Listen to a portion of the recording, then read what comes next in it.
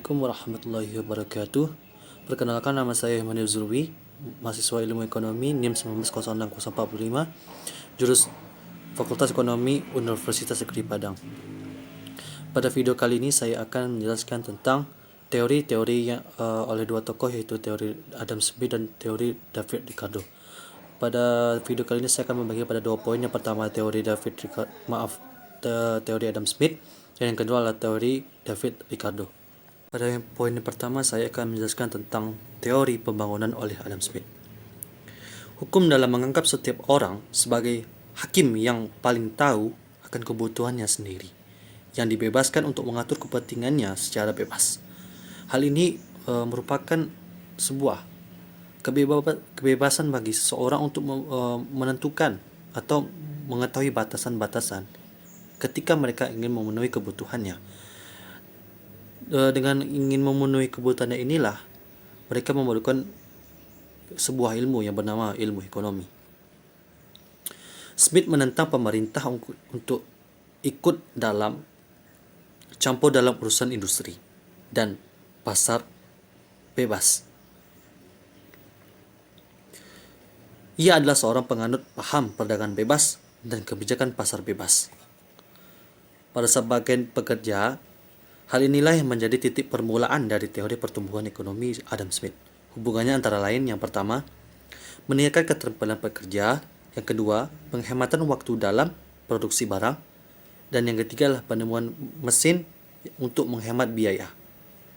Dan yang terakhir adalah penyebab modal. Adam Smith menjabarkannya penyebab modal dalam tiga bentuk. Yang pertama, proses pemupukan modal. Pada proses pemupukan modal, Smith menganggap pemupukan modal adalah dasar syarat mutlak sebagai pembangunan ekonomi. Dan kedua adalah mengapa para pemilik modal menanamkan modal.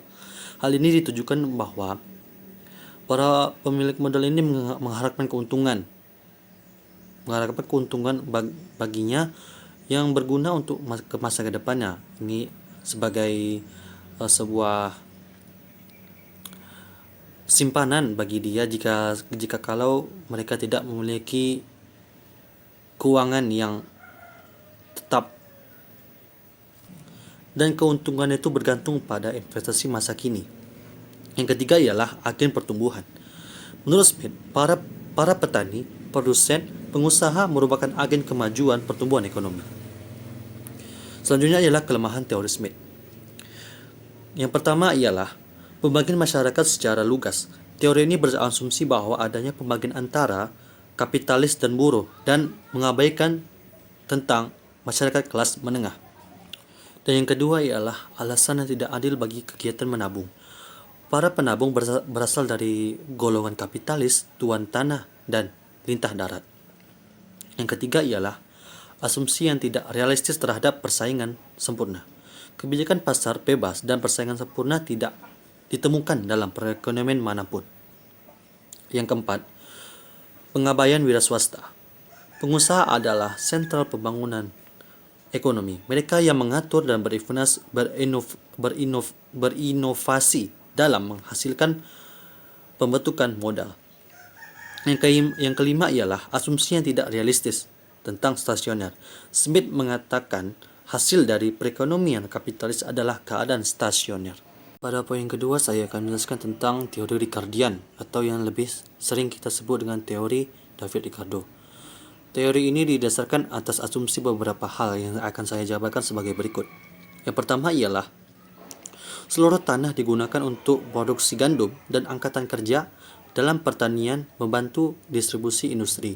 Kedua, law of diminishing of return berlaku bagi tanah. Yang ketiga ialah persediaan tanah adalah tetap. Keempat ialah permintaan gandum benar-benar inelastis. Kelima, buruh dan modal adalah masukan variabel. Keenam, keadaan pengetahuan teknis. Ketujuh, seluruh buruh dibayar dengan upah yang cukup. Kedelapan, harga penawaran buruh adalah tetap. Yang kesembilan, terdapat persaingan sempurna. 10. Pemupukan modal dihasilkan dari keuntungan. Selanjutnya, proses pemupukan modal menurut Ricardo tergantung oleh dua faktor. Yang pertama ialah kemampuan untuk menabung. Kemampuan untuk menabung ini biasanya dilakukan oleh orang yang memiliki materi yang lebih banyak, atau kita sebut dengan mempunyai banyak aset atau mempunyai banyak uang. Jadi mereka memiliki kesempatan untuk menabung. Yang kedua ialah kemampuan untuk bernabung. Kemampuan untuk bernabung ini bisa dikategorikan kepada seluruh elemen masyarakat, baik menengah, bawah maupun atas. Karena mereka ingin menabung, karena mereka mau untuk menabung. Sumber lain pembukaan modal menurut Ricardo ialah pembangunan ekonomi itu tergantung pada perbedaan produksi dan konsumsi, karena ia menekankan pentingnya produksi dan pengurangan konsumsi. Berikut adalah cara-cara negara untuk melakukan pembukaan modal. Yang pertama ialah pajak. Sumber pembukaan modal yang ada di tangan pemerintah, menurut Smith, ialah kelebihan konsumsi pada masyarakat. Kelebihan inilah yang dia akan dikenakan sebagai pajak. Yang kedua adalah tabungan. Cara ini dibentuk dengan menghemat pengeluaran, memproduksi lebih banyak, dan dengan meningkatkan tingkat keuntungan serta mengurangi harga barang. Yang ketiga ialah perdagangan bebas.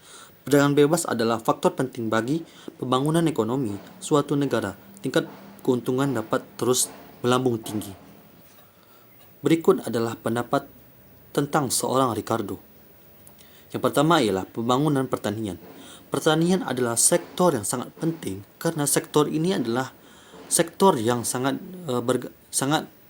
bergantung, atau maaf saya, sektor ini diharapkan oleh sektor industri.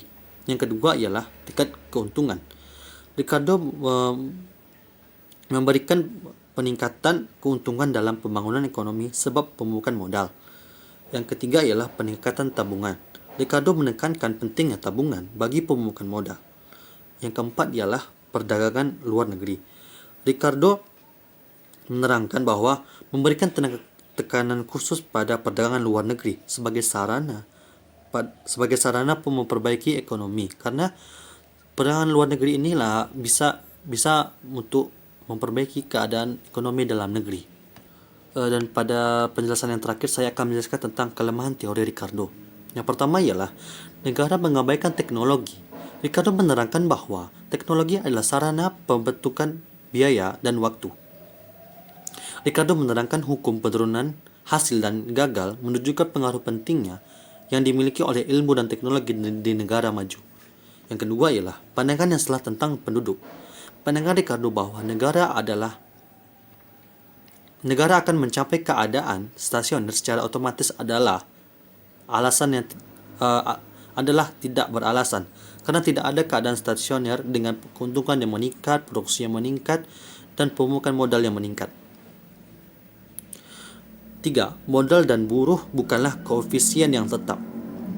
Asumsi Ricardo bahwa modal dan buruh adalah koefisien tetap, tapi yang sebenarnya ialah buruh dan modal inilah koefisien yang bebas. Yang keempat ialah mengabaikan tingkat suku bunga. Kelemahan yang serius dari teori ini ialah pengabaian dari tingkat suku bunga. Yang kelima ialah teori Ricardo dan pembangunan ekonomi. Di samping kelemahan tersebut, juga penting memperlihatkan pentingnya pembukaan modal melalui pembangunan pertanian. Dan yang terakhir adalah mengabaikan faktor kelembagaan. Salah satu kelemahan teori ini adalah teori ini tidak memperhatikan pada pokok-pokok pada sektor kelembagaan. Mungkin sekian penjelasan tentang video kali ini dari materi kuliah pengantar ekonomi pembangunan. Saya Emmanuel Zurwi. Jika ada salah, mohon maaf. Assalamualaikum warahmatullahi wabarakatuh.